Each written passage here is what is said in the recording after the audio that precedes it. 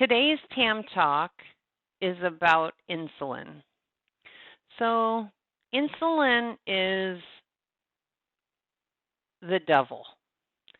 So, too much insulin, we know, causes type 2 diabetes. Um, it is a hormone that touches every cell of our body. It's also a hormone that tells other hormones what to do. So I like to describe insulin as an out of control sergeant. And the sergeant's out of control, and the general's looking down, and everyone's running all over the place because the sergeant is out of control. And when we eliminate sugar and we do the ideal protein protocol, we get insulin in control. And then what we see happen is a lot of other hormones line up. So people have easier periods, sleep better,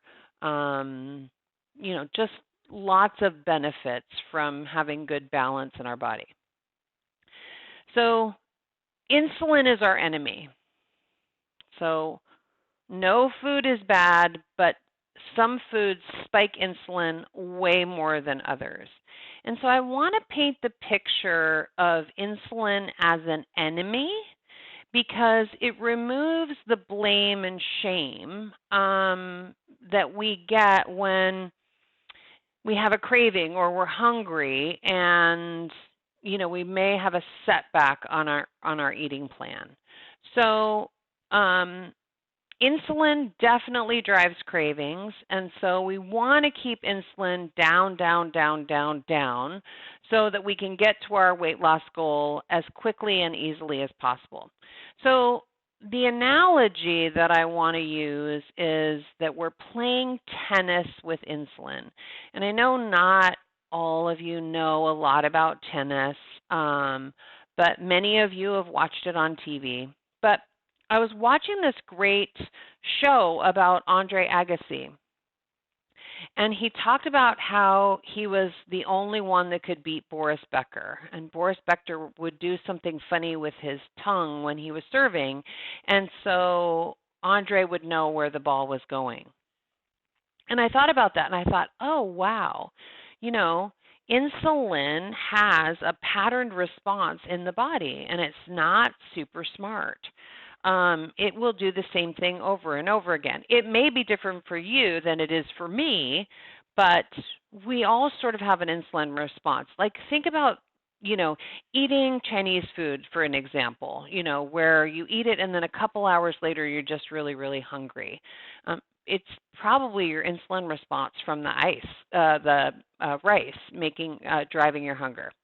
So what I like to say is when we're on ideal protein phase 1 and we're playing tennis against insulin, we need to win that tennis match, point, set, match, game, set, match, us.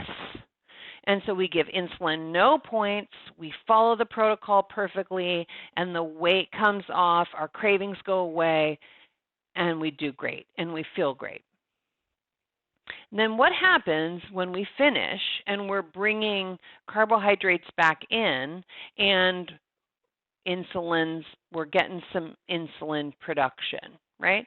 Well, what I want you to learn in your journey here in the 6-week challenge is that I want you to be able to look at your plate and understand, okay, that's not going to produce a lot of insulin.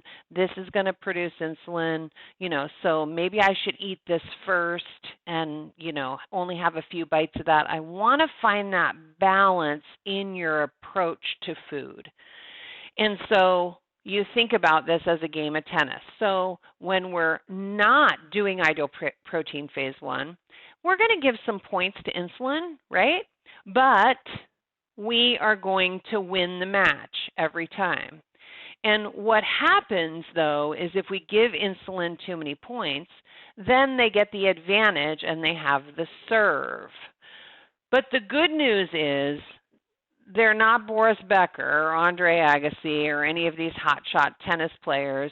insulin is going to serve up the same response every time. And so if we as coaches can help you figure out what your insulin response is, then you have a game plan for long-term maintenance.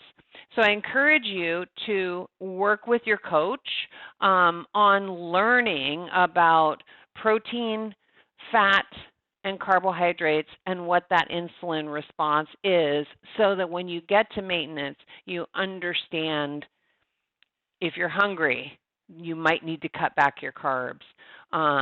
If you're craving something, it's temporary. We just have to get your insulin levels back down.